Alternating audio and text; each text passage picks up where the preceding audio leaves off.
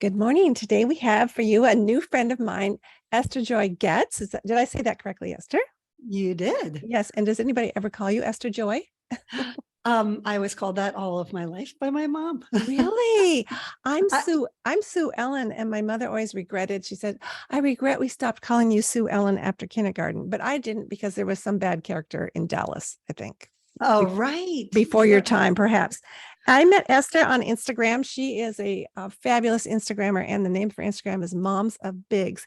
And I was thinking today that it's both endearing, heartwarming, and instructive. I think it's instructive as well. So I was drawn to things that she had to say. And I know that most of my listeners are parents. And so we're going to talk a little bit about being moms of bigs. But Esther, would you first start by telling us a little bit about your family, describe your family, where you live, and how you got started in Moms of Bigs? Yes, sure. Thank you so much for having me on. This is great. I love this. Oh, good. Uh, so my family, I'm married to one uh, Okay. man for now 31 years. Ah, congratulations. Yeah. And we have four, I call them grownish and flownish kids because probably people know what that means. I Yes. have this little quote that says moms never stop momming, Mm-hmm. but they are all in their 20s. I do have one that just hit 30 this past year. So they are all over the United States. I have two here in the Northeast, kind of where I live in New Jersey, but one is in New Jersey, one's in Pennsylvania. I have one in the far southeast that lives not too far from Miami, one in the southwest that lives outside of LA. And then this summer, the six of us and their significant others went to the far Pacific Northwest. So we said three corners, Oh, went to the fourth wonderful. corner. And I do have my one son that does live here. He wants to move to Seattle. So Oh, hopefully I will probably end up with four kids in the four corners, which is great for me because they're yes. all fabulous places to visit. They are great places to visit and just get those airline miles started, honey bun, Oh, I on a know. credit card. Yeah. Get a credit card. Yeah. That's right. And you asked how Moms of Bigs started. So Moms of Bigs Yes. is actually a child, I say. I started a page called Esther the Dolly Mama. Hmm. My daughter gave me the name the Dolly Mama. She said, "Oh, So cute. Mom, you're so wise. You have a lot of stuff you've told us. Why don't you start this?" So I started that on Facebook. It kind of blew up. And then I thought, you know what? I have such a heart. And there's no one, very few out there who talk about parenting, sort of being a parent in this big kid space. And I say, Mhm. 13 to when they come off your insurance, 26. I mean, so but there's more and more that do talk about the teenage years, but those kind of in out years, the Mhm. launching years of Mhm. 17 to 26, I didn't find anything. And I thought, well, it's needed and I have a passion for it. And I know Mhm. there's that quote, I'm not quite sure who it's by. It says, "Where the world's deep hunger and your passion lies is sort of Mhm. where your purpose is." Mhm. And so I said, Esther the Dolly Mama had a baby and named it Moms of Bigs. And that has just taken off on Facebook and Instagram like a landslide. I mean, I don't even know how to say it. I don't think it's necessarily what I have to say. It's more that the need is there. Great. And hopefully the two combined. I'm such a big cheerleader for this space Mhm. because I would say it was my most difficult, and I still have a couple kids in this space, the most difficult times of my own parenting. Well, when you were saying this just now, Esther, I was thinking, well, the space is been covered by those who talk about empty nesting, but then they're talking really about how a mom or a dad is navigating no longer being the mom with the kids at home, whereas you are really going a little bit more specific, would you say? But how Yeah, is that? How's that different than empty nest ministry? yeah, I don't talk that much about the empty nest. I'm very excited because our one son finally moved out. So I'm only about a month into the empty nest. So it's like something to celebrate, right? Not to mourn. So I don't have a lot to Yeah, say yet yeah. about the empty nest, but Uh-huh. I'm looking forward to it. But I would say that the whole idea of moms never stop momming, you don't suddenly not have a relationship with these people. Totally. And the goal, your whole entire parenting has been so that you do have a relationship. I mean, that was my Mhm. goal, my long-term goal when when they said it's a girl on my first was I really want to have a relationship with this person for the rest of my life. And I want to have a healthy relationship with them. Mm. I want to have a relationship that's not based in fear, in guilt, kind of those old mindsets of, Mhm. I'm the parent, you're the kid, you have to, you must, you should, instead of one based, and here's my little mantra, giving them the roots of absolutely unconditional love, no ifs, ands, or buts. And here's the harder part, the roots are the wings of freedom to be completely themselves. So that's that transition-y kind of place that people find themselves in, I think, until they breathe their final breath, is how do we continue to give our people, our kids, the roots of unconditional love? We love them, whether they're, a rock star, an electrician, whether they agree with us, theologically, politically, or whether they don't. All those things, we love them no matter what. But we also they are not ours. They are not mini me's. They are actually human beings and created in the image of God that are designed to be completely themselves. Mm. They are the only gift they have to give to the world. Truly, the best gift is themselves. And so my job is really for them to become that and to find that. And so that is the wings of freedom. And like, we joke, my husband's from Pittsburgh. We're huge Steelers fans. I'm married into it. I'm a football fan. And only one of our 4 kids even is a Steelers fan. One turned into a Ravens fan because she married a guy. That's like the opposite. And my 2 other kids could care less. Yeah. But, and it's like, but they Mhm. have they just have their own life and they get to live it. Mm. So that's like, I really think parents struggle with how do we love them unconditionally? And then how do we, give them those wings? Because they're giving them wings, especially like in this day and age that we're living, where there's so much us, them, I don't agree with you and you don't agree with me. I just want them to be able to be completely themselves. And There so that might was sort of my I goal. I have a question. There might be someone listening today who has an adult child, or I like to call mine semi-adult children, Baby adults. That's what I call them, baby baby adults. I need Newborn money. adults. I need money. No, who are struggling with self-destructive behaviors. So Right. when they would say, "Oh, well, you need to give me wings," and you say, "I need to clip these wings because you're going to kill yourself." I Right. mean, this is kind of getting into a dark place, but I can think that somebody would say, "Well, I gave them their wings and now they're hurting themselves." Do you have any counsel for that? I mean, the only counsel that I would give is because I was in that situation with one of my children where there was a lot of self-destructive behaviors. And I think the wisest thing that you can do first is to get help yourself. Mhm. I think that was the best thing that happened to me, was that I actually went to counseling myself, because I'm not able to give them what I don't have. And I only will continue down a path of, destruction myself. I can't give them healing if I don't have healing. Mm. And we cannot, no matter what we want or wish or hope, we cannot solve their stuff. Mhm. And we just can't. That is the scariest, absolute scariest part of being a mom, especially when it gets into the big kid, an adult, Mhm. where you're just watching them make all kinds of decisions that you wouldn't make. And a lot of it is harmful. Mhm. And so what helped me personally the most is the one person I can change and work on is myself, Mhm. so that I'm not perpetuating the harm. I'm not trying to control all those things, manipulate, get them. So to get help yourself, and then also to make, the one thing I learned there was to make very, very, very good boundaries that protected me. Mm. And Thank so you. I had to actually move into a place where, you know what, I don't have control over them, and this is their life to live. And if they get into a situation that is horrible, And if they, God forbid, go to jail or die,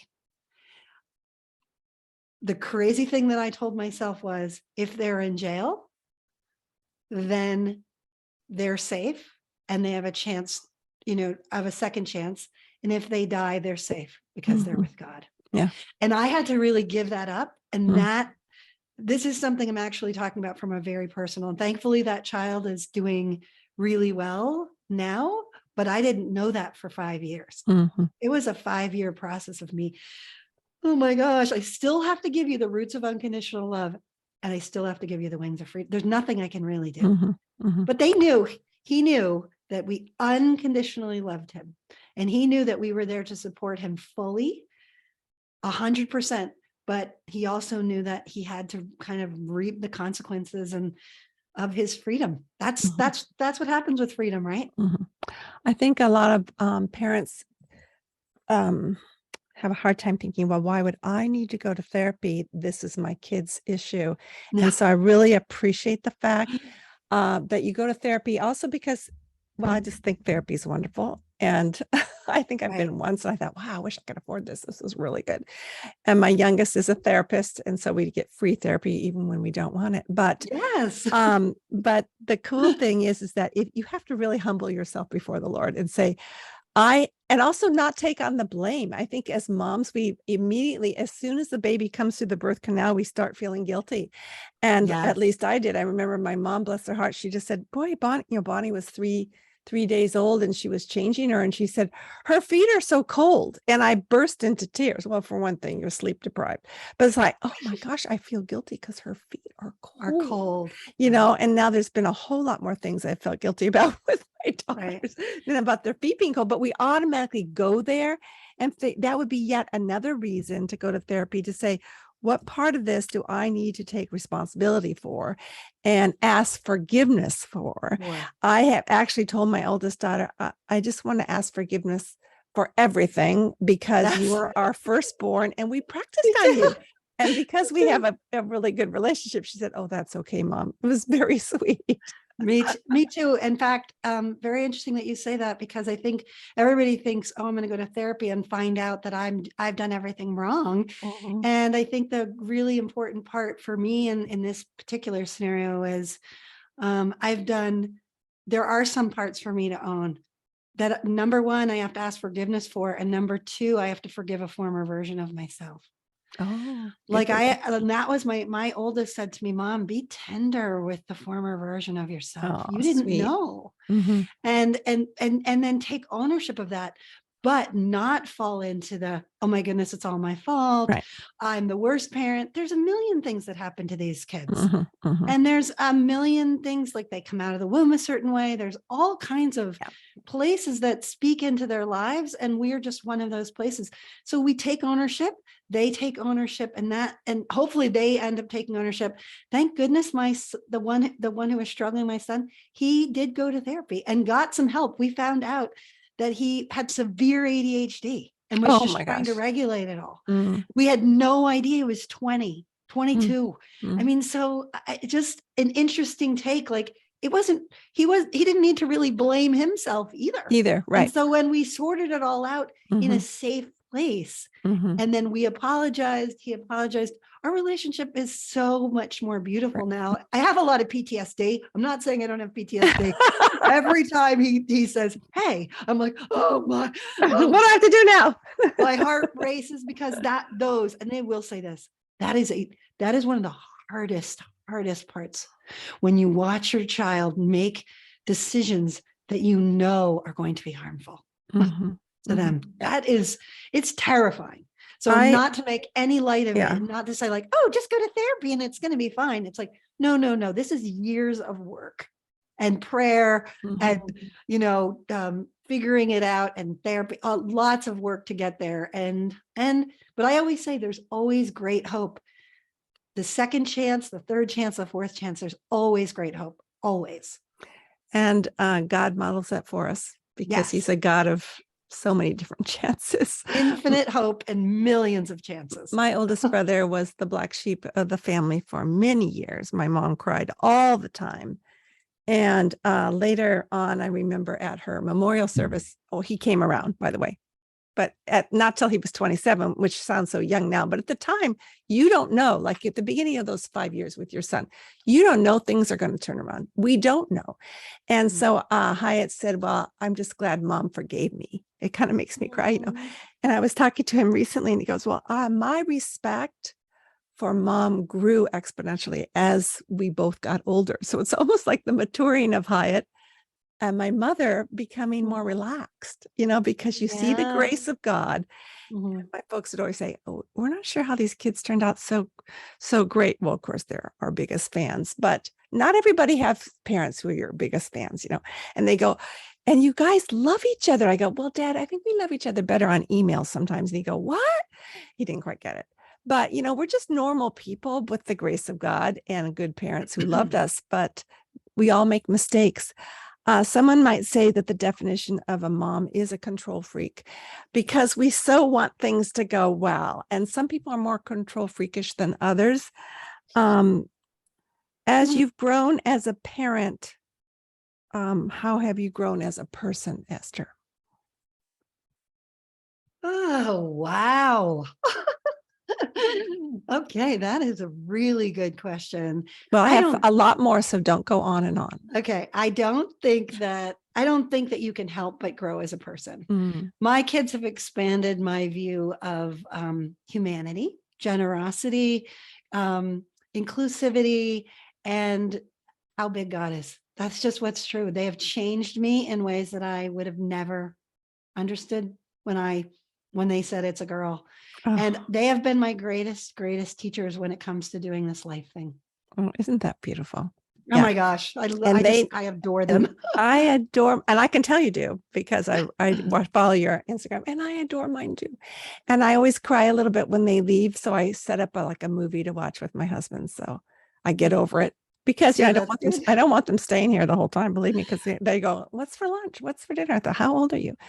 I used to tell my mom, would you just stop worrying about me? Because I was single till I was 35. I was single till 35. So your parents worry a little bit more, but not necessarily. Just depends who you marry, I guess. But I go, Mom, would you just stop worrying? You know, it's just not very spiritual. Not very spiritual is what I was thinking. And she said, it's a mother's job to worry.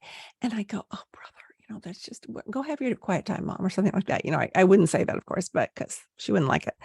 But later then I say, I worry. And my kids will say, stop freaking out, Mom. It's going to be. Stop freaking out. Relax. That was my least favorite word. Oh, yeah. Just let it go, Mom. And so I think the whole process of growing for me as a person, to answer my own question, is to let it go and to let them go, like you said, to give them wings. You already answered one question I had earlier, which was the hardest part. I think you had the hardest part about being a mom is to see them do things that could be harmful. What's the best part about being a mom?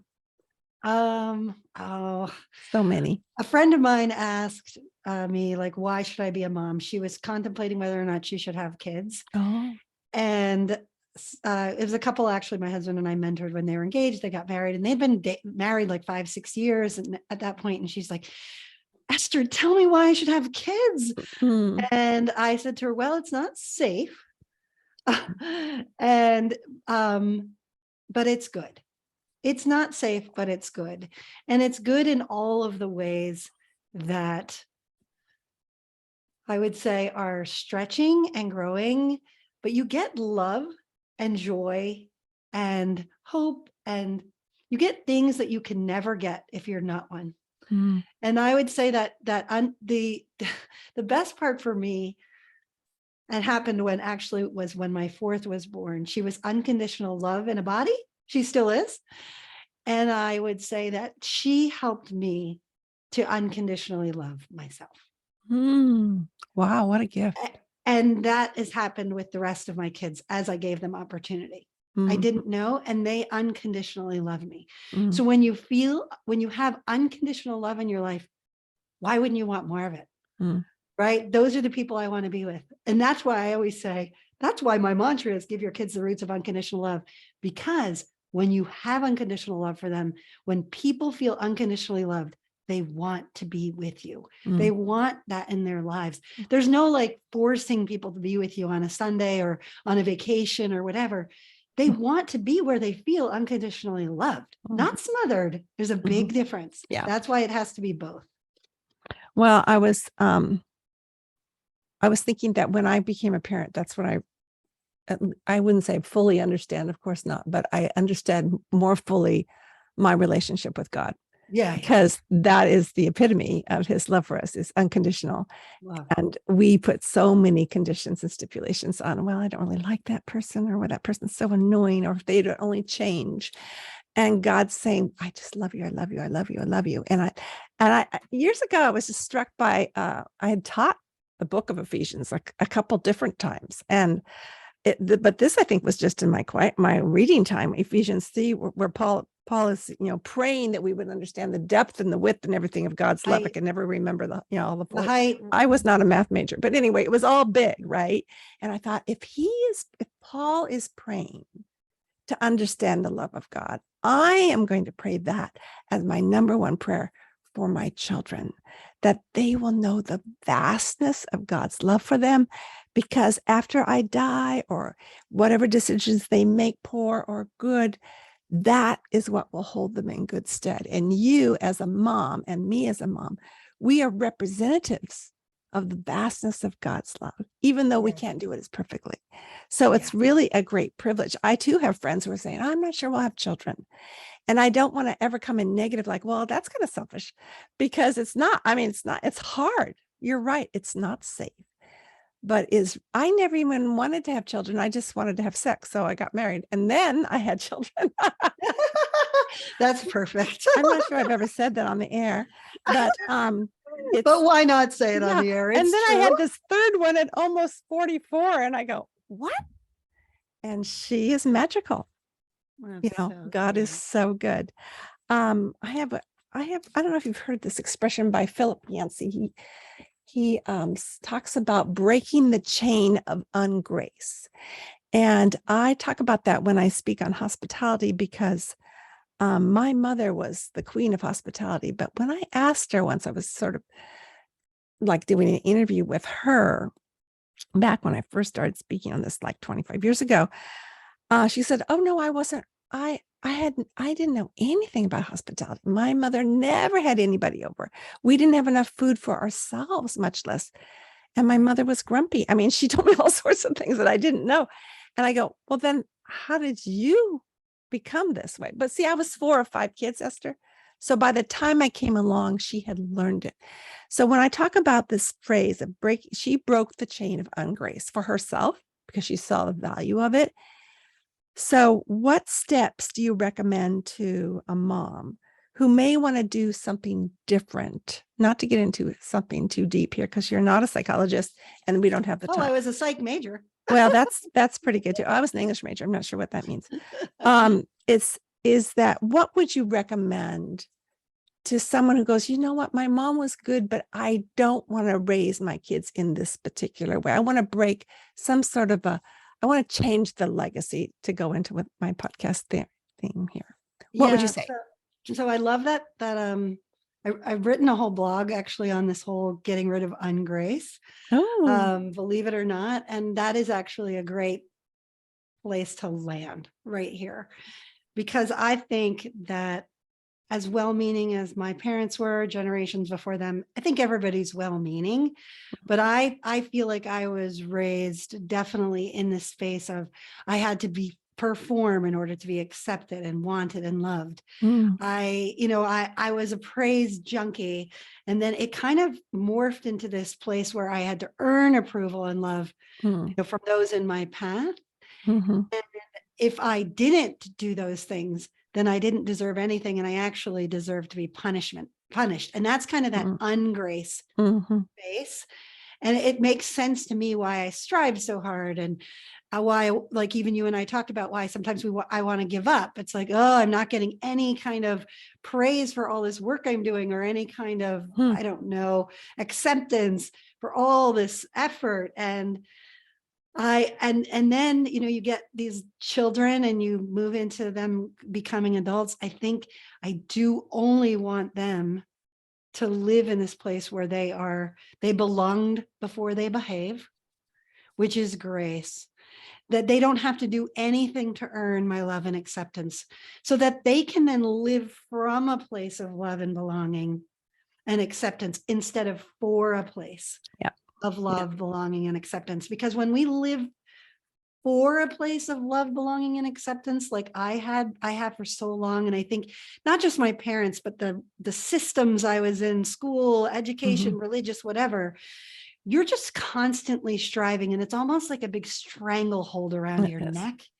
But when you live in a place of unconditional love, belonging, and acceptance, and you live from that, that's freedom.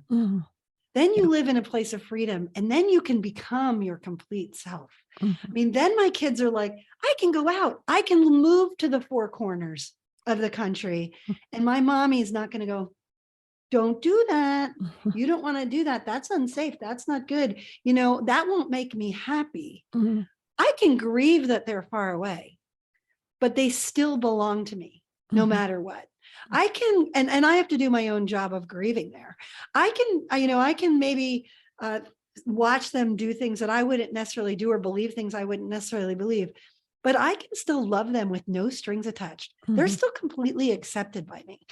And that's just the bottom line. That is the end. That's grace. And to live in a space, live in I call it grace and space, to live where we have grace for who we've been, who our kids have been, but also space for who we're becoming and who they're becoming.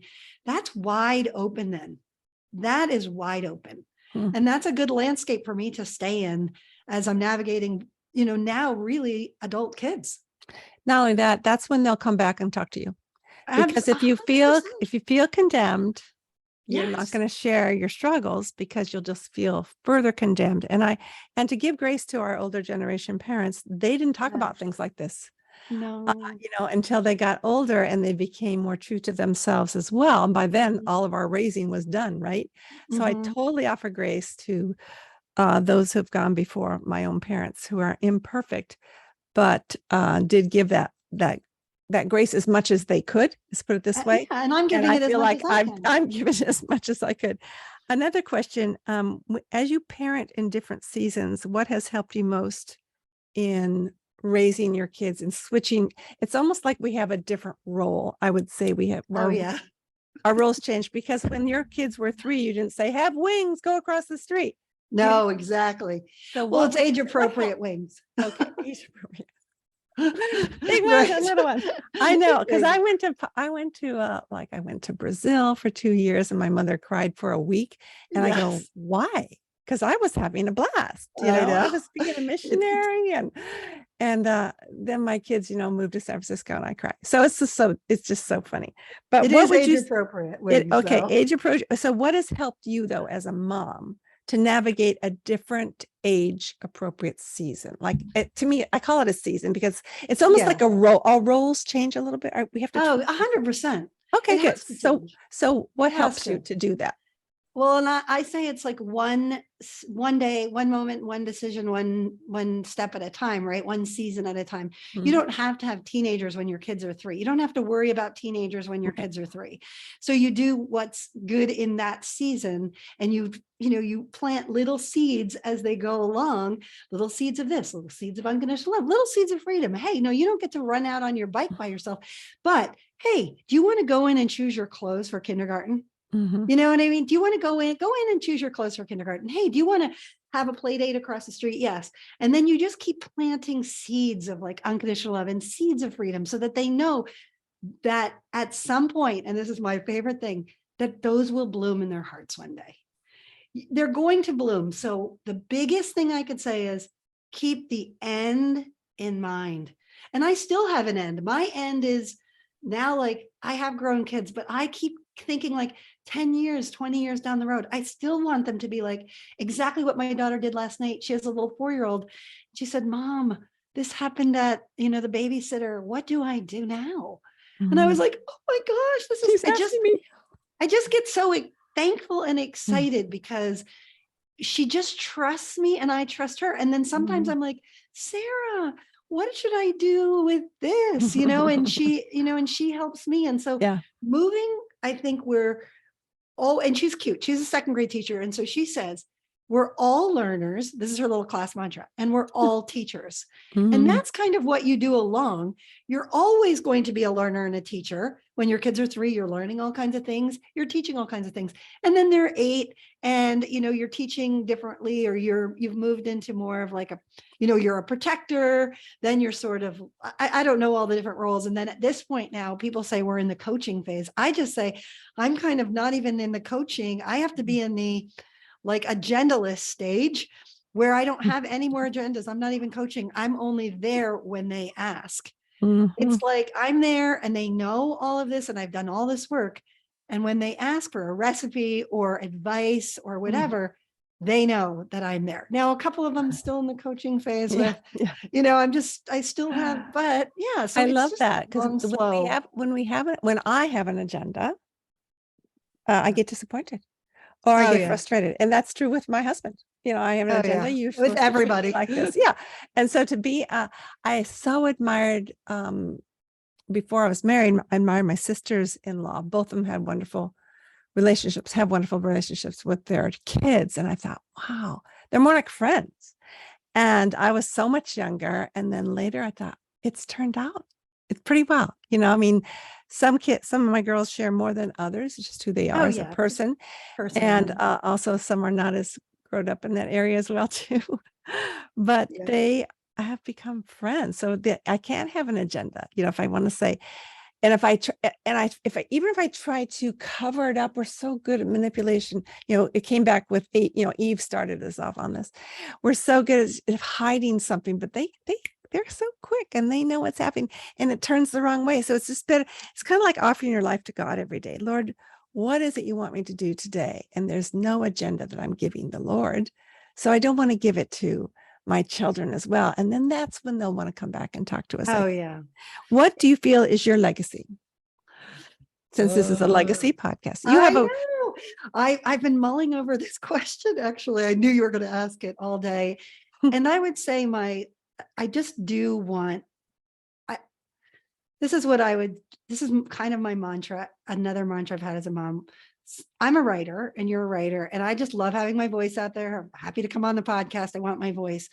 But I have thought quite a bit about what it really means to be a mom, and what I've sort of changed on this is sometimes the most powerful voice you can have is when others have theirs. And so for me, the legacy that I would want to leave is that my 4 kids get to be completely themselves, and then they have a voice out into the world as the gift that they are. say So that like again. The most I'm gonna powerful voice you have is when you help others find theirs. okay. And I think that is what I would hope to be giving my kids, that they would have their own voice. And then that they would have their own voice, and that they would obviously that, and I've talked about this ad nauseum at this point, that they would have the wings of freedom to be completely themselves, and then in themselves, that their voice would be kind of loud and clear. I'm going to be dead and gone, and they're going to be leaving their own legacies. So my legacy is for them to have a legacy, if that makes sense, for them to have a voice. I'm having my voice. It's great. I like my voice. It's a good one, but it's just one. Mm-hmm. And then to promote when others have a voice, just like what you're doing on this podcast, you're giving voices. You're giving me a chance to have a voice. Thank you. Right? That's encouraging. So some days I want to quit. Exactly. So that and I think it's not just like one little voice that gets to rule the world. It's all of our voices together where we make up each other. We learn and we grow and we change. That's the beauty of it. So yeah, my legacy to my kids specifically would be that they would be completely themselves, and that their voice would be heard, that they would share their voice with the world, And and whatever world they want to share it with. And how are you living that right now? Oh, well, probably they know. I would try to get them on every podcast, and I write about them all the time.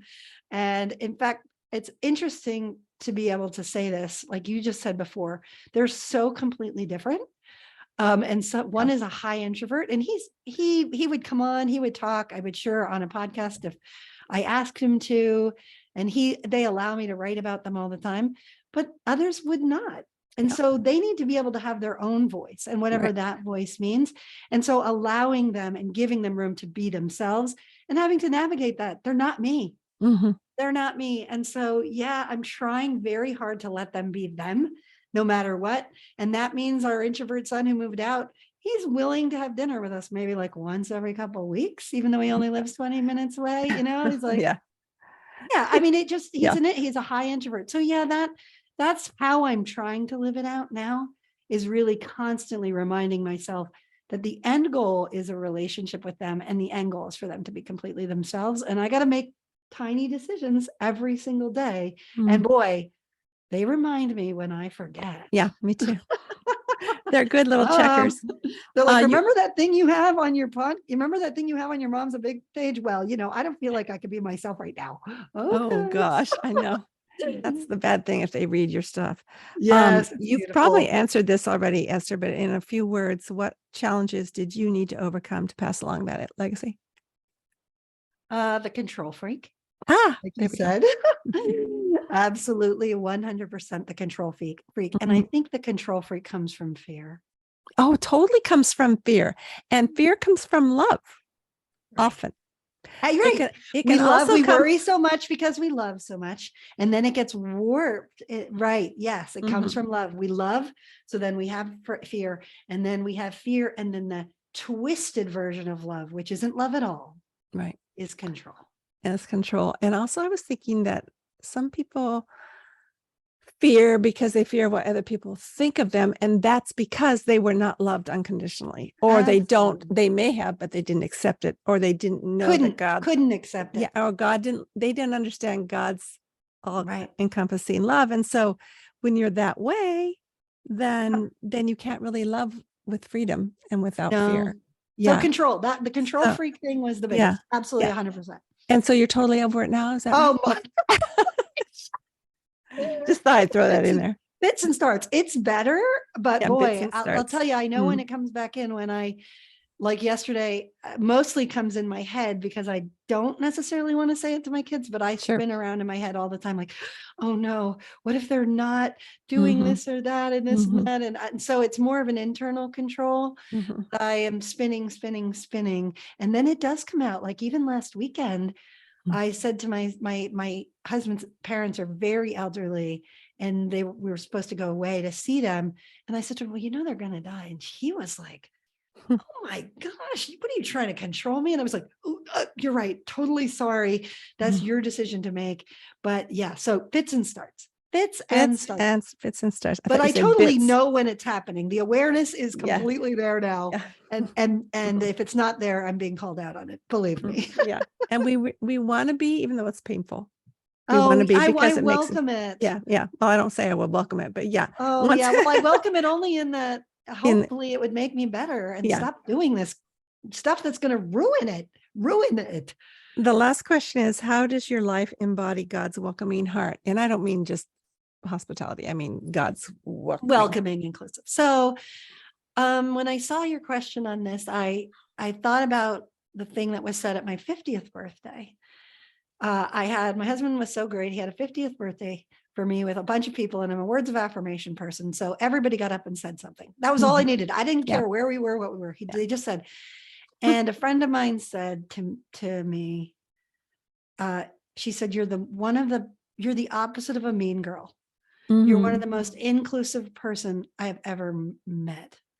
And I will say, I have red hair, which you probably can't see. I do too. You I can see, yes. So you can see, but maybe the listeners can't see.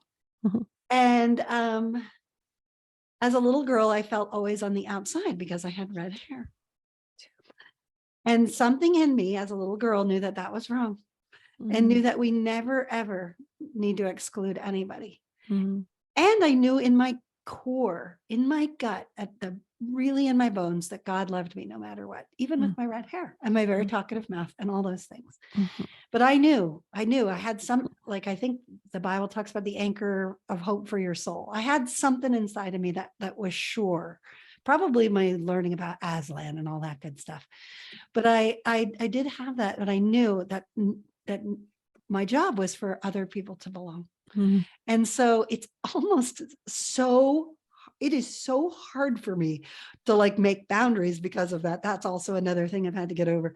That was probably my biggest thing I had to learn in counseling was it's okay to make boundaries. Like everybody, you can have a yard, you can let people in and out of your yard. But I do think that that is the welcoming, inclusive heart of God. Everyone is welcome at the table. Everyone is welcome at my table. An older mom said to me, this is what she said to me when my oldest turned 13. Love who they love and love what they love. End of story.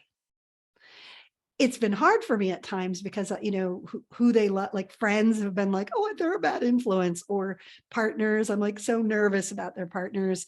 But I took that on and I said, yes, I'm going to love who they love and what they love. I don't have to like what they love. Like I'm talking about love, pour time, energy.